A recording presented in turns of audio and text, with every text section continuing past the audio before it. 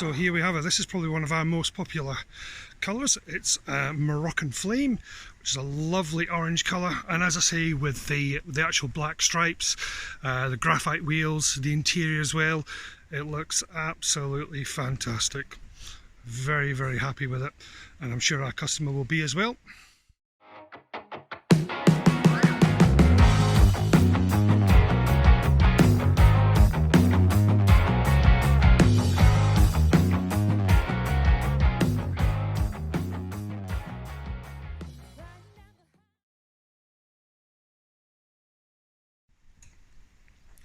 And let's get onto the actual heart of this machine, and here we have, this is the 1.6 ST engine that came out the Fiesta. We are obviously running it on a standalone ECU, fully mapped. There is a few little restrictions that we take out of the engine, but it's not really much at all, to be honest with you. Power wise, 235 brake horsepower and just over 280 foot-pounds of torque.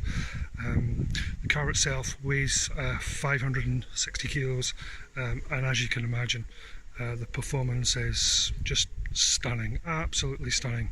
This thing absolutely flies.